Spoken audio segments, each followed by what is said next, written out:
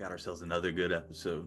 Alien Earth, episode 7, Emergence. You know what's going to happen. So, start off Alien episode 7, Emergence. Right off rip, I'm going to go ahead and say this episode, not as good as the last two, but still very enjoyable. I still had a good time with it. So, we start off where we left off from the last episode. We are with Arthur, who has a face hugger on him. Slightly left the ventilation thing that he was in, got Arthur to his room somehow without being spotted because there's like no guards inside this building at all, which to me just kind of blows my mind. We'll talk about some of the decisions this show makes a little bit later with Arthur with the face hugger on him. And oh man, this scene's pretty gross. This is like one of the first times I can remember where we have a face hugger scene and you can hear the like distorted breathing that somebody's going through with this thing on his face. Like they really amped up the audio for this so you can hear it, and it's disgusting. Like Arthur's like gurgling. It's like almost Darth Vader-esque, but it's disgusting. And slightly tries giving Arthur water because he's the dumbest synth we have pretty much besides me. And it was just gross and oh man, it gives me chills. As this is going on, Smee tries barging in the room, comes in the room, finds out what happened to Arthur. Slightly then convinces him to help him, tells him that something's going to happen to his family, lets him know what's going on, and so Smee decides to help. Finally see Kirsch finally arriving to the lab. The flies are starting to cause chaos, well at least one of them is, because it's spitting acid on a control panel trying to get out and, be able to break containment and get out of this lab. Meanwhile, everybody's favorite little sheep is just off watching menacingly. The Teocellus is so cool, man. It is the coolest character in this show. That thing is so creepy, man. Cavalier finally comes into the lab, sees what happens to Isaac after Kirsch points it out, and dude just doesn't care. He is excited, especially after Kirsch shows him the footage of the Teocellus is the one that kind of orchestrated all this chaos. And dude, if you didn't know by now, we hate Boy Cavalier on this show, and boy, is he such a prick. Cannot wait for that dude to be gone. His demise is going to be so great. I'm talking about, I really haven't hated a character this long, probably since Joffrey in Game of Thrones. The guy who's playing him is doing a great job, doing his role perfectly, but I can't freaking stand him. So yeah, as Kirsch shows Cavalier the footage of the Teocellus, he gets all excited. He wants to learn more about this alien, wants to dive deep because he's seen the high levels of intelligence this thing possesses, and of course, being the jackass that he is, he wants to explore more and see what this thing is really made of. While this is going on, Wendy happens to stumble into the lab, is wondering what's going on, finally sees that one of the synths is laying there. It's Isaac, and I think it's hinting that like the xenomorph that's still in here is trying to communicate with her. I wonder if telling her what happened is she's trying to put together, because Kirsch and Cavalier really don't want to let her know what's going on. They're like, you need to leave. The guards try to stop her from leaving, and then Wendy, she pulls a power move. She lets them know, like, no, I'm the boss here. She communicates with the Xeno. It starts bashing its head against the window. She's threatening them, like, I will let this thing out. Cool scene. Wendy in this episode, my favorite part of the whole episode, her turning to the dark side, going into Star Wars now, is represented by one, the clothing choice. She's wearing pretty much all black to let everybody know, like, hey, this is not the same like happy-go-lucky girl we got at the beginning of the season. She's changing. She is not liking what she's seeing at Neverland, and I'm here for it. It is cool. We then go to Hermit catches up with Wendy's like, we've got to go. I've got stuff going on. There's stuff that's down in the system where I can get you off the island. Let's get out of here. Wendy's like, we have to save the other synths, and she starts arguing with Herman about this. Curly's in her room when she tries to go ahead and get Nibs and Curly. Curly, of course, wants to stay with Cavalier. She's trying to get his approval. She's going to stay eventually, but there was arguing between them.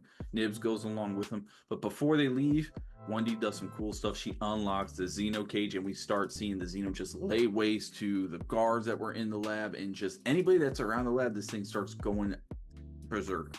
So Boy Cavalier and Kirsch do see that the Xeno has been let loose. They can't find Arthur because at this point, the only one that knows what happened to Arthur between these two is Kirsch. So he's not letting Cavalier in on what's going on. They try confronting Dame Sylvia because Cavalier, knowing that they were husband and wife, probably is like, where's your husband? He didn't get on his plane to get out of here. Did you plan this? It's the first time you've really seen him pissed off and show some emotion. Dame Sylvia has no clue.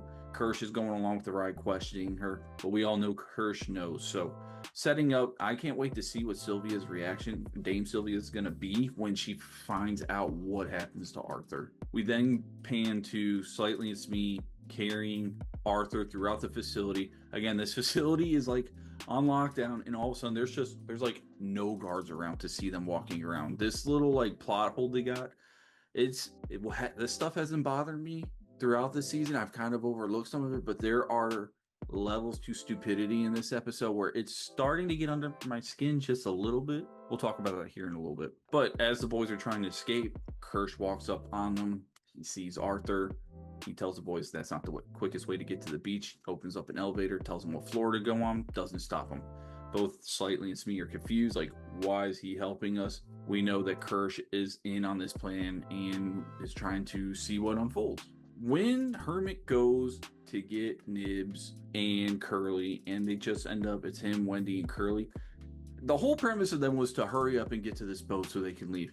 But on their travels to this boat, they are walking as slow, as humanly and synthily, if that's even a word, as possible. This kind of annoyed me a little bit. Like, if you're supposed to be hurrying, why are we walking so slow? They come upon a little gravesite, and it's the gravesite of all the since their human bodies where they have been buried. Nibs realizes that was her real name. We take a moment just to pander and look at these headstones while, time is of the essence. Kind of doesn't make sense. Again, another little stupid point in the show. It's like, didn't really need to do that. That could have been addressed in earlier episodes with Nibs questioning herself, maybe her stumbling upon the headstones while she's just exploring the island. I don't know. They could have done something else other than this. I didn't like this. They finally get going again because they hear off in the distance there are patrols around the island, because we've learned earlier there are patrols around the island, so they start moving a little bit quicker. After this, we go back to Smee and Slightly. They are walking to the beach. They are in the jungle portion of the island. And then they see a patrol coming around. They go and hide in some tall foliage. They put Arthur down on the ground. As these mercenaries, guards, whatever they are for them, walk by, they go to look back to pick up Arthur. Arthur just magically disappears. They did the thing that they did in Jurassic World Rebirth, where like the T-Rex just magically walks away off screen. You don't see it. This was also very stupid. You mean to tell me they couldn't hear Arthur get up? He doesn't groan or anything. The facehugger just falls up, climbs up a tree or a rock or something. They don't hear it. Arthur is shown to be on the other side of this trail that they were just at. Nobody sees him, and all of a sudden the facehugger falls down on Smee or Slightly. I can't remember which. They freak out. They start stomping at Arthur's like, what are you guys doing? What's that? I just had a great nap. The stupidity levels have gotten a little ridiculous in this episode, and this was like the final straw for me in this episode. I was trying to look past it like I have in every other episode, but at this point it was just, this was dumb. Couldn't stand it. We have a slight scene where Curly walks up to Dame Sylvia then and is starting to cry, but she doesn't. I missed it, I guess. I don't know if she told Dame Sylvia what's going on or if she's just crying and wants to be comforted.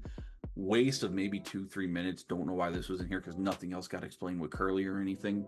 Then we get a beach scene that we were all ready for. We saw what was going to happen.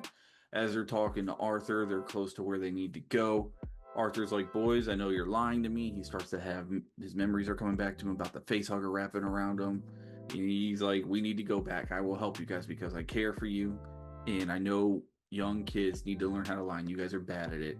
And of course, we know what's going to happen. As soon as they start the walk back to the lab and everything, what happens? Boom. Chest burster. Pretty cool. It runs away, slithers away, however you want to say it. Slightly is upset because he couldn't get it, and he knows Morrow is going to be upset because that's the one thing he wanted was the specimen.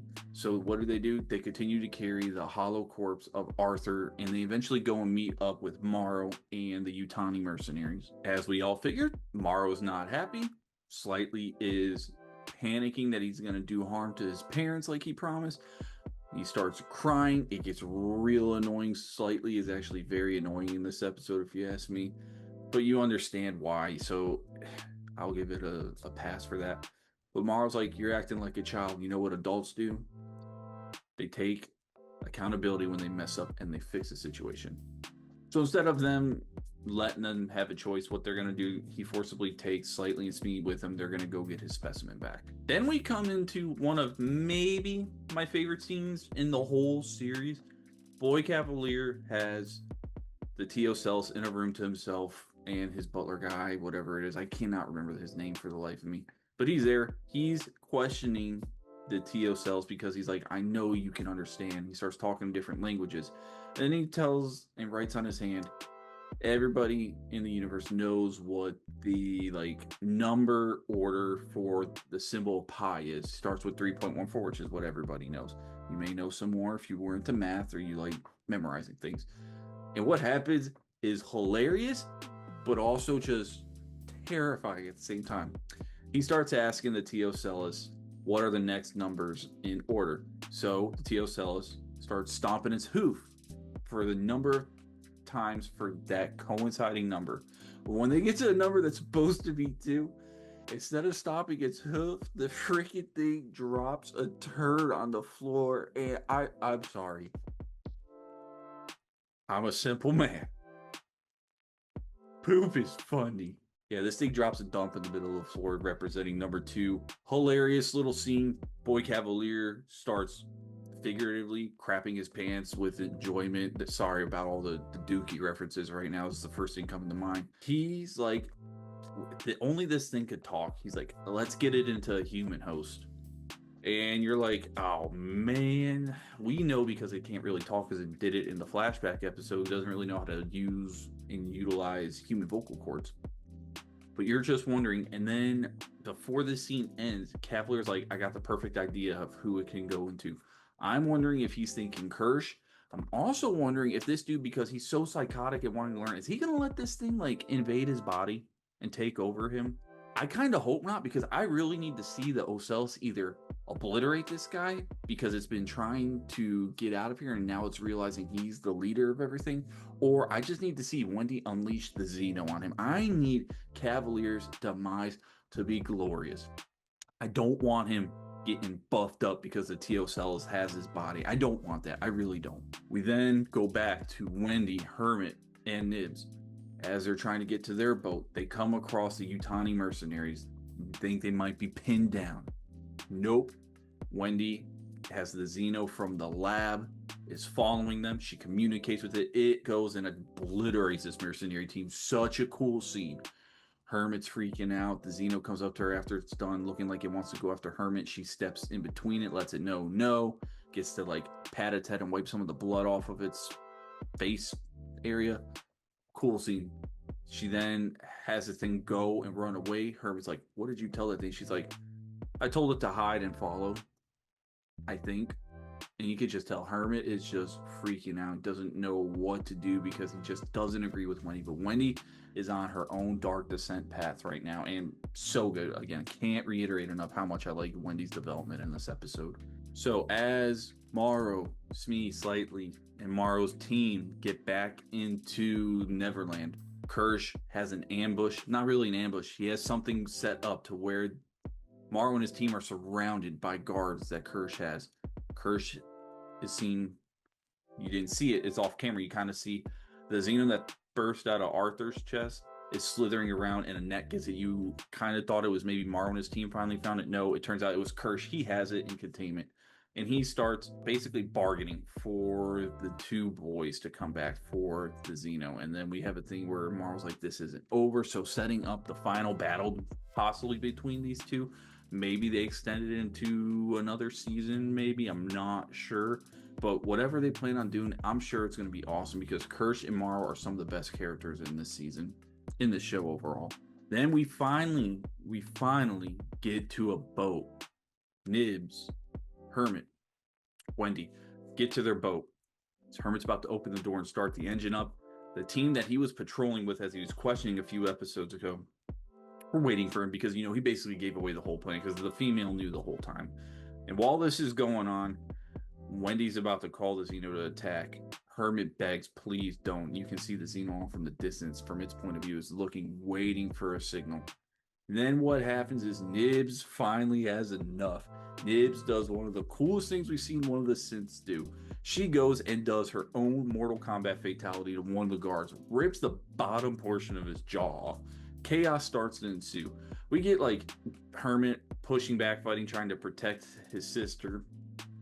For some reason, Wendy isn't shown to have supernatural synth strength in this. Kind of crazy. She pushes a guy and there's a little dent that happens on one of the doors of the thing. It's just what happened? Hermit, though, the big thing at the end is Hermit zaps Nibs because she was about to rip the jaw off the female that Hermit was on patrol with, and Hermit zaps her, and I don't know if it killed her because of the voltage or if she's just knocked out for the count, because she did get hit 2 or 3 times with pistol rounds, and then Hermit does that. It doesn't look like Nibs is alive, and Wendy is pissed. She just snaps at that point. For a fact she's ready to call that Xeno and unleash chaos. I don't know if that also means on her brother, because she is beyond mad, screaming at him, what did you do? I cannot wait to see where this goes. One more episode. We have only one more episode. It's kind of sad to say, but hey, I've enjoyed every episode of this series so far. This episode was not as good as the past 2. I did enjoy it a lot, though. I'll still give it an 8 out of 10. When I go to do my final review for the last episode, I'm probably going to do some regrades for episode, because some of them I was a little harsher on than I felt like I should have been. And they were going back. I think I'm going to hand out some better scores to some. This one, if I rewatch it and rethink about it, I might drop this 8 to 7. But as of right now, I still think it was very good. Very entertaining. The Teocelis communicating scene with Cavalier was great. Everything with Wendy about this episode, I really liked. I liked Nibs finally unleashing some violent tendencies that she's been storing up. So that was wild. Seeing Kirsch help slightly in Smee and seeing him, what he's gonna do to really, I think, screw over Cavalier in the end. Excited to see what this finale. I gotta say, they gotta up the action just a little bit more from what this episode did. There was a good chunk of it in there, but I want to see more. I just want to see total chaos throughout the whole island. I'm looking forward to that. Whew. One more episode. We have made it. Thank you, everybody, for tuning in to this episode of Code is Code. If you'd like the content, make sure you leave a like, subscribe, comment below. What did you think of Alien Earth Episode 7, Emergence? What have you thought of the series as a whole? Make sure you comment below. And as always, be a friend, tell a friend, come join the Cove, because the water is fine, baby.